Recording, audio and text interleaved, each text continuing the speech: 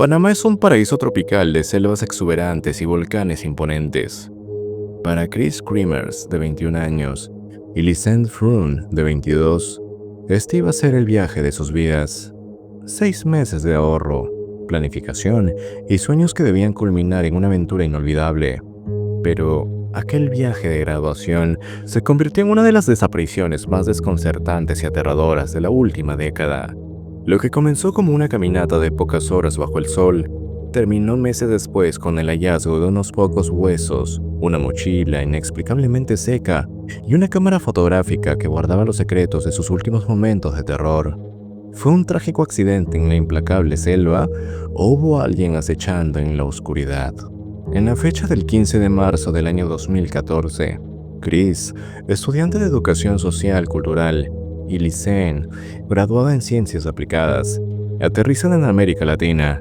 Son jóvenes, brillantes y aventureras. Vienen de los Países Bajos con una misión: aprender español y hacer voluntariado con niños. Tras 2 semanas disfrutando de la costa en Bocas del Toro, el 29 de marzo llegan a Boquet, un pintoresco pueblo de la montaña en la provincia de Chiriquí. Se alojan con una familia anfitriona, listas para empezar su voluntariado. Pero el destino les juega una mala pasada. Al llegar a la escuela, les informan que su trabajo no empezaría hasta dentro de una semana, por lo que tenían 7 días libres. 7 días para poder conocer y poder explorar. En la mañana del 1 de abril, el clima era perfecto. Chris y Lisette deciden aprovechar el día libre para recorrer el Sendero El Pianista. Es una ruta popular, hermosa, de subidas y bajadas, que lleva hasta un mirador espectacular. Llevaban ropa ligera, camisetas de tirantes, pantalones cortos. En su mochila comparten lo básico: pasaportes, botellas de agua, dinero, sus teléfonos, un iPhone y un Samsung, y una cámara Canon. Nada de equipo de supervivencia. No planeaban tardar mucho. Incluso se llevan al perro de la familia anfitriona, Blue. Testigos y fotos confirman que iniciaron la caminata cerca de las 11 de la mañana. A la 1 p.m. alcanzaron la cima. Las fotos las muestran sonrientes, felices. Desde ahí, la mayoría de los turistas da media vuelta y regresa.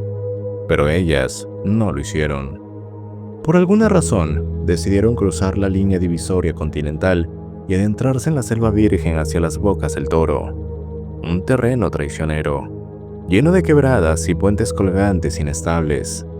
Esa noche, el perro Blue regresó a casa solo. Las chicas ya no venían con él. La búsqueda oficial comenzó el 13 de abril, con helicópteros y perros, pero la selva parecía habérselas tragado. Sin embargo, meses después, gracias al hallazgo de sus teléfonos, se supo que mientras el mundo las buscaba, ellas seguían vivas y luchando. Según aquel análisis, la información de los equipos móviles revela una cronología de desesperación. El 1 de abril, a las 4:39 p.m., apenas unas horas después de la cima, intentan llamar a emergencias. Minutos después, intentan llamar a la policía. El 2 de abril, a la mañana siguiente, vuelven a encender los teléfonos. A las 6:58 de la mañana, el Samsung de Lisette logra conectar por 2 segundos con el 112. Pero la llamada se corta. Fue su única conexión con el mundo exterior. A partir de ahí, el comportamiento se vuelve metódico y escalofriante. Apagan los móviles para ahorrar batería y los encendían a horas específicas para buscar señal. El 6 de abril, el teléfono de Lisette se muere definitivamente, pero el iPhone de Chris, eso es otra historia. Entre el 7 y el 10 de abril, alguien intentó acceder al iPhone 77 veces, pero en todas esas ocasiones el PIN fue incorrecto. ¿Estaba Chris demasiado débil o delirante para poder recordar su clave? O quizás era otra persona intentando acceder a aquel dispositivo. El 11 de abril, el teléfono se encendió por última vez durante 1 hora. Luego, hubo un silencio absoluto. Pasaron 10 semanas. La esperanza se había desvanecido. Hasta que en junio, una mujer local encuentra una mochila azul atascada en una rosal a orillas del río Culebra, a 8 horas de caminata de donde se perdieron. Aquí empieza lo inexplicable. Había llovido torrencialmente durante semanas. El río estaba crecido. Sin embargo, la mochila estaba seca, su contenido intacto, los teléfonos, la cámara, la ropa interior, todo en perfecto estado. No había signos de haber sido arrastrada por el agua ni expuesta a la intemperie por 2 meses. La pregunta es, ¿quién puso esta mochila allí? Y aquello más importante, ¿qué reveló la cámara fotográfica que estaba dentro? La cámara Canon contenía fotos de las alegres chicas en un inicio, pero también tenía algo sacado de una película de terror. El 8 de abril, una semana después de desaparecer, en plena oscuridad de la selva, entre la 1 y 4 de la mañana, se tomaron 90 fotografías. La mayoría son oscuridad total o lluvia. Otras muestran ramas, un barranco, lo que parecen ser señales hechas con un papel higiénico y espejos improvisados.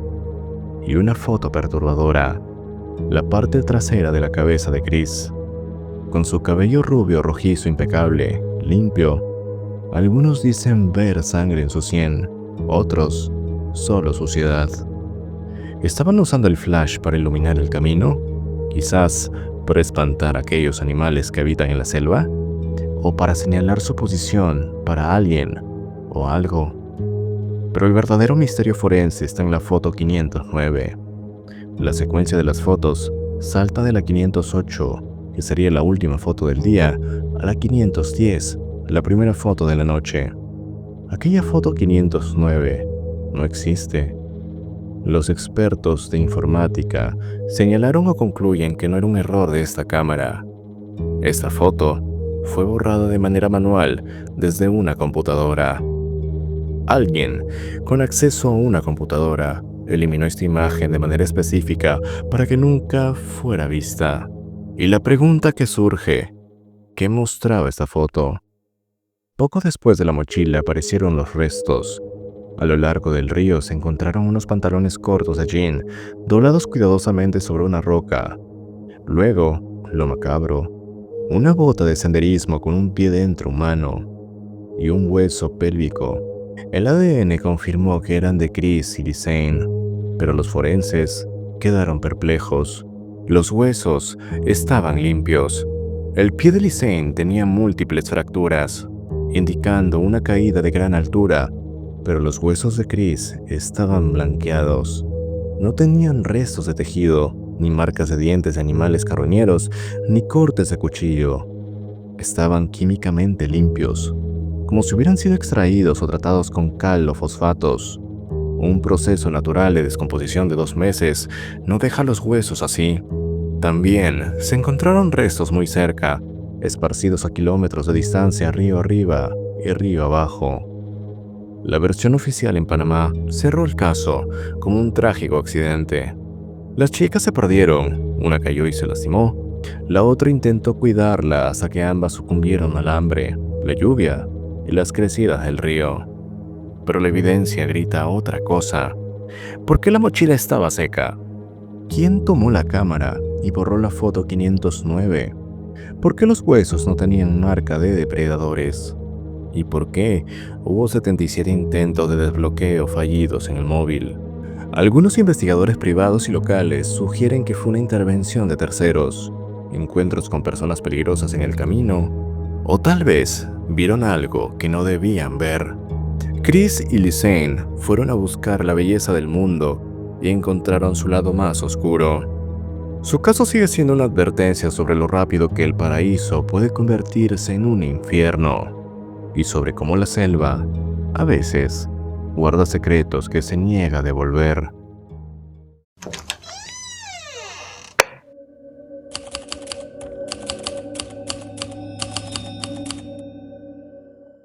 ¿Es posible que una niña desaparezca dentro de un departamento? Imagina un lugar monitoreado por cámaras, con guardias y muros altos. Ahora imagina este lugar en el cual desaparece una niña que, por su condición física, no podía salir caminando sola. Lo más perturbador de esta historia no es solo la desaparición.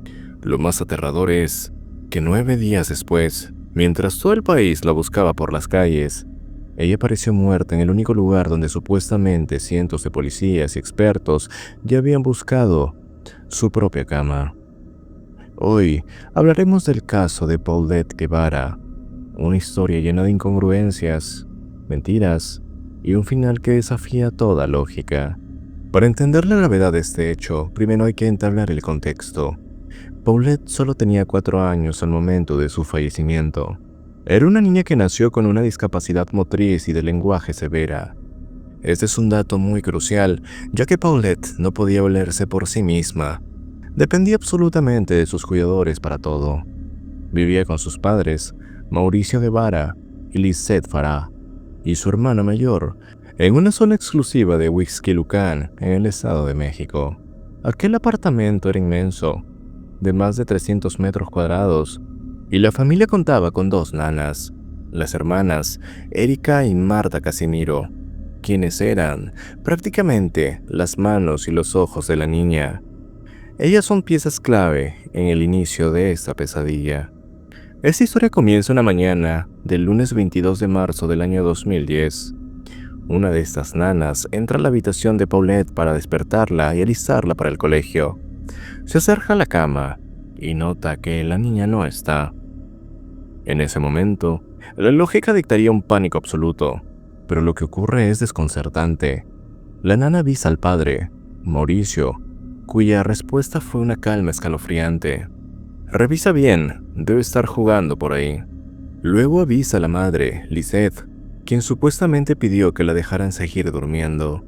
La búsqueda comienza dentro de la casa, debajo de las camas, en los closets, en la sala. Paulette no aparece. Según los testimonios de las empleadas, mientras ellas buscaban de manera desesperada, la actitud de los padres era de una extraña indiferencia. La madre tomando café, el padre abriendo puertas sin prisa, y finalmente, al no encontrarla, llaman a la policía. En menos de 24 horas, el apartamento se convirtió en una fortaleza investigada al milímetro.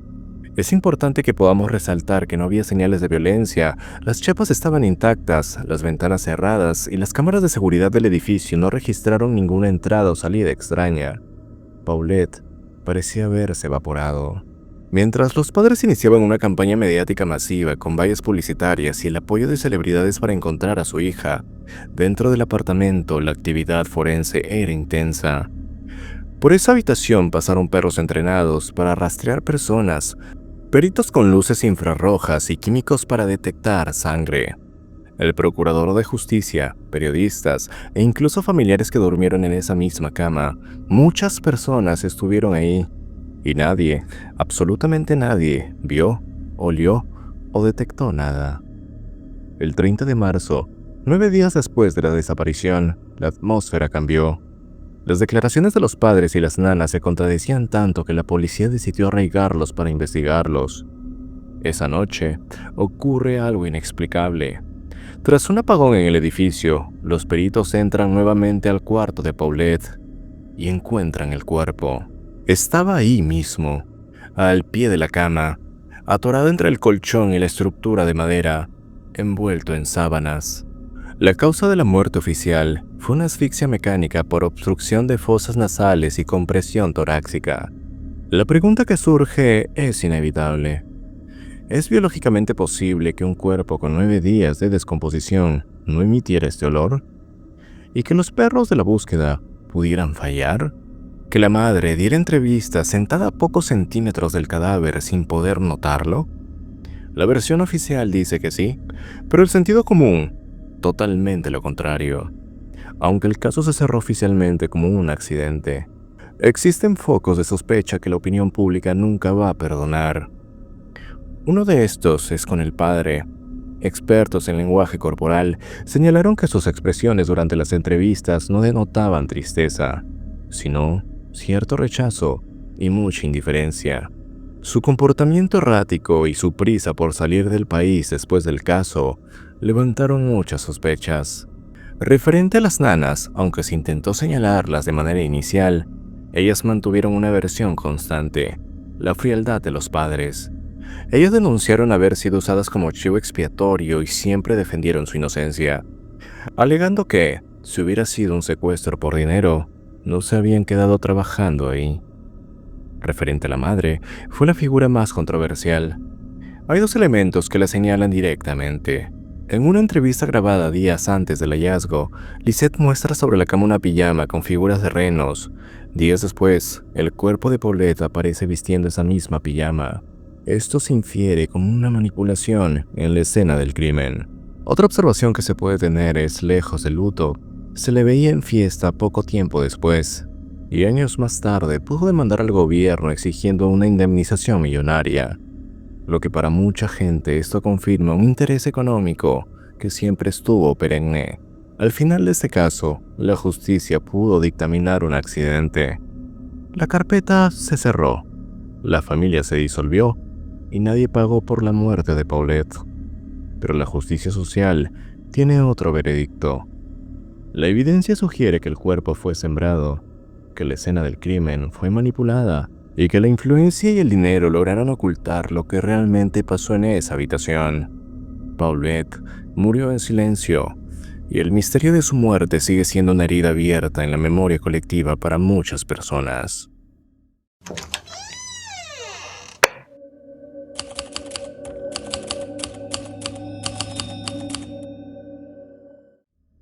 La desaparición de Ciro Castillo en el Cañón del Colca se erige como uno de los casos más fascinantes, trágicos y mediáticamente explosivos del Perú moderno.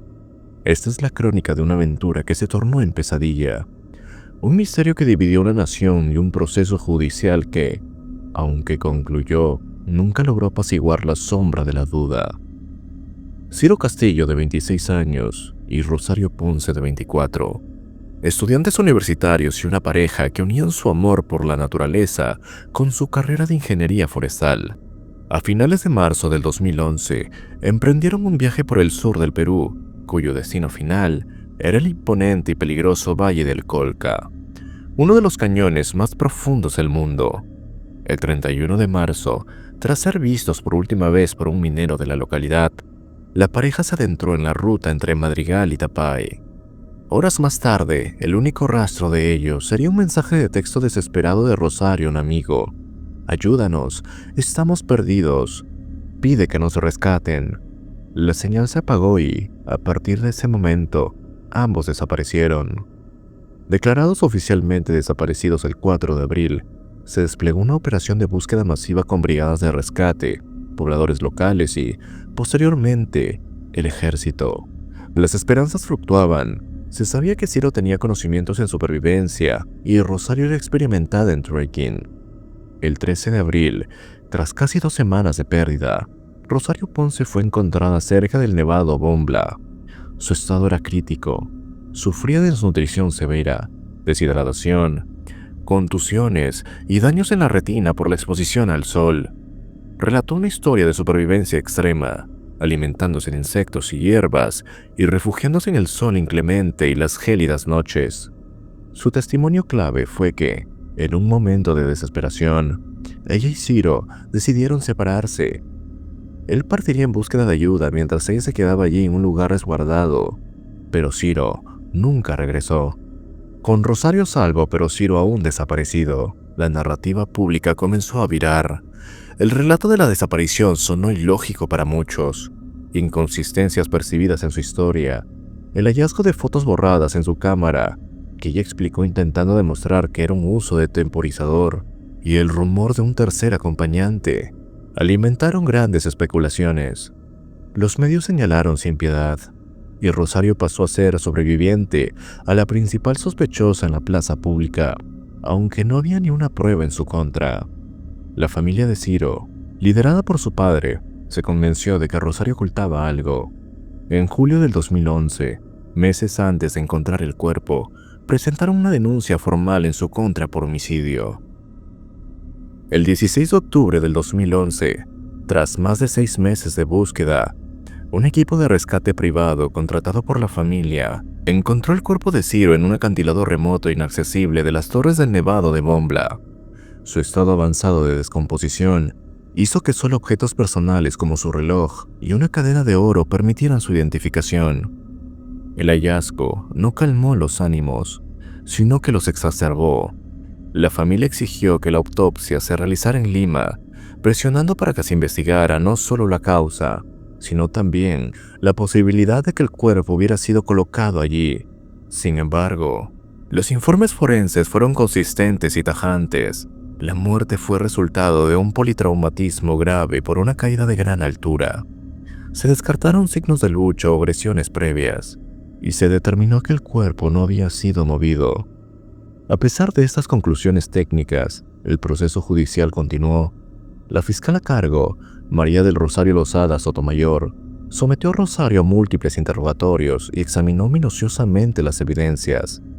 Tras 2 años de investigación, en el año 2013, en mayo, la Fiscalía solicitó el archivo definitivo del caso. Concluyó que no existían pruebas ni indicios suficientes para sustentar la acusación de homicidio y que todas estas evidencias apuntaban a un accidente trágico. Esta decisión fue ratificada por la Corte Superior de Justicia en Arequipa en septiembre de ese mismo año. Aunque la justicia peruana cerró el caso, la herida social nunca cicatrizó por completo. El archivo judicial no equivalió a una absolución para Rosario de manera moral, y también una buena imagen para la opinión pública. Para una gran parte del país, ella fue una víctima adicional de las circunstancias que sobrevivió a una experiencia traumática solo para ser crucificada por los medios y una sociedad sedienta de un culpable. Para otra parte, persistieron las dudas, las inconsistencias en la línea del tiempo, la dificultad de acceder a un lugar de la caída y la fría recepción pública de Rosario, que alimentaron teorías conspirativas que perduran hasta el día de hoy en comentarios y foros en línea. Sin embargo, siempre están esos detalles que no dejan de llamar la atención en su personalidad. El Ciro no tiene la culpa de que ahorita me quieran denunciar, de que me estén denunciando por asesinato. Él no tiene la culpa de eso. Él sufrió un accidente en la montaña. Y eso fue, creo que, terrible. Eso fue muy terrible, ¿no? Al final, ¿se cayó? ¿Se cayó?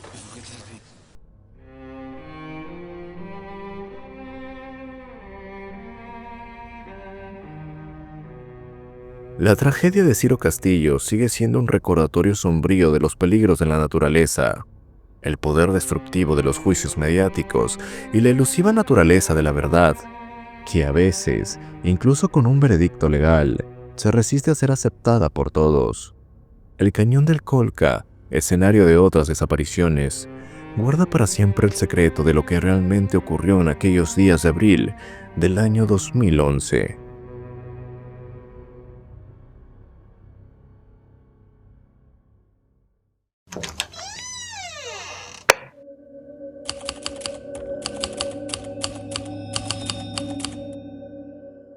¿Cómo es posible que una niña de 3 años desaparezca en un terreno llano, casi sin vegetación, a plena luz del día y estando solo a 10 metros de sus padres? No hubo gritos, no hubo frenadas de auto, solo un silencio absoluto que ha durado muchos años. Estamos en Tierra de Fuego, el fin del mundo.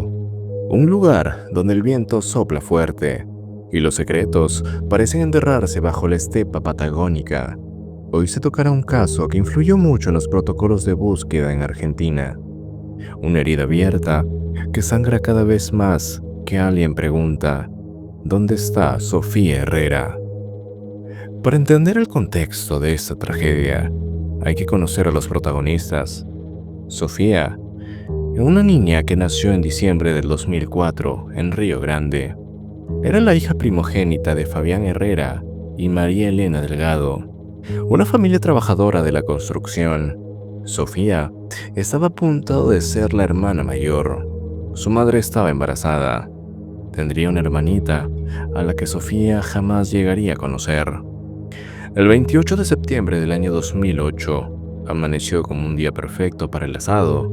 Fabián y María Elena deciden ir al camping John Goodell, ubicado a unos 60 kilómetros de la ciudad. No van solos. Los acompañan sus amigos, Silvio Jiménez y Noemi Ramírez, junto a sus hijos. Aquí hay un detalle muy crucial. Cuando llegaron al camping, a eso de las 11 de la mañana, ellos eran las únicas personas en el lugar, o al menos, esto era lo que creían. La dinámica fue sencilla. Estacionaron los autos cerca de la entrada, sobre la ruta nacional 3. Los hombres, Fabián y Silvio, bajaron para buscar un lugar donde encender el fuego y preparar el asado. El lugar no es un bosque denso, es un terreno de estepa, con árboles achaparrados y mucha visibilidad. Sofía, junto a los otros niños, baja del auto y sigue a su papá. Caminan unos 250 metros. Fabián y Silvio tardaron, según el tiempo, apenas unos 10 minutos en ir, mirar la parrilla y volver al auto. En ese trayecto, los hombres se distraen un segundo. Al regresar al auto, Fabián hace la pregunta que iniciaría la pesadilla. ¿Y Sofía? La madre, desde el auto, responde: «Iba con vos». En menos de lo que tarda en cocinarse un beef, Sofía se había esfumado. La buscaron detrás de los árboles, gritaron su nombre, corrieron hacia la ruta. Nada. El cuidador del camping, Alberto Urrutia, dijo no haber visto nada, pero había un problema grave. El camping está peligrosamente cerca de la frontera con Chile. La desesperación de la familia chocó con la burocracia. La policía tardó casi 2 horas en llegar. La familia rogaba que cerraran las fronteras, temiendo un secuestro internacional, pero el tiempo jugaba en su contra. Lo que siguió fue un despliegue sin precedentes, el Alerta Sofía, creado posteriormente en su honor. Se rastrilló cada centímetro. Los perros rastreadores marcaron un sendero curioso. El olor de Sofía llegaba hasta un alambrado cerca de la ruta y allí se cortaba abruptamente. Esto sugería una sola cosa: alguien la subió a un vehículo. Pero, ¿quién? Si el camping estaba vacío. Testigos mencionaron ver 2 autos estacionados en la banquilla esa mañana, pero sus dueños fueron interrogados y descartados totalmente. El misterio parecía imposible de resolver. Cuando la justicia no avanza, la oscuridad llena los vacíos. Apareció una supuesta vidente, Verónica Contreras, quien desvió la atención mediática hacia la teoría más dolorosa: los padres. Esta mujer acosó a la familia durante años, alegando que Fabián y María habían matado a Sofía accidentalmente y la habían enterrado en su patio de la casa o incluso debajo de aquella parrilla. La presión social fue tal que los padres tuvieron que abrir las puertas de su casa a la prensa y permitir excavaciones en su propio jardín para demostrar su inocencia, ya que no había nada. La vidente fue declarada inimputable por psicosis, pero el daño a la imagen de la familia ya estaba hecho. Las teorías sugerían que fue un ataque animal, pero un cóndor o un perro salvaje es muy improbable. Un ave rapaz no es capaz de levantar 15 kilos sin dejar rastro, y un ataque de un perro habría dejado sangre, ropas o restos. El silencio de esa mañana fue descartado por aquella naturaleza. Tuvieron que pasar muchos años para que una pista sólida emergiera, y vino de quien menos esperaba, de un niño. El hijo de 6 años de la familia de la amiga que estuvo ahí ese día dijo algo desde el principio que nadie tomó en serio. A Sofía se la llevó un hombre feo que iba con un perro. Años después, ya con 18 años, el testigo ratificó su versión y la policía ató cabos. Ese día, merodeando la zona, estaba un personaje conocido como el Espanta la Virgen. Su nombre real, José Dagoberto Díaz Aguilar, un nómada de nacionalidad chilena, sin hogar fijo, con antecedentes violentos. Un policía admitió haberlo cruzado cerca del camping aquel día. La descripción del niño coincide con la de Dagoberto. Hoy, este hombre tiene un pedido de captura internacional por Interpol. Se cree que pudo haberla raptado al azar y cruzado pasos fronterizos no habilitados. Sofía Herrera hoy tendría la mayoría de edad. Su rostro habría cambiado, pero la búsqueda de sus padres no. Cada cierto tiempo, los expertos realizan una proyección de edad, un dibujo digitalizado de cómo se vería ella actualmente. Este caso aún no está cerrado. Existe una recompensa millonaria y una alerta roja. Sofía desapareció en unos minutos, pero en Argentina lleva más de una década esperándola. No se permite que el olvido sea cómplice final de este crimen. Si has llegado hasta aquí, déjame en los comentarios qué opinas al respecto. ¿Y cuál de estos casos te ha impactado más? No olvides regalarme un me gusta y suscribirte para más contenido. Nos vemos en otro episodio.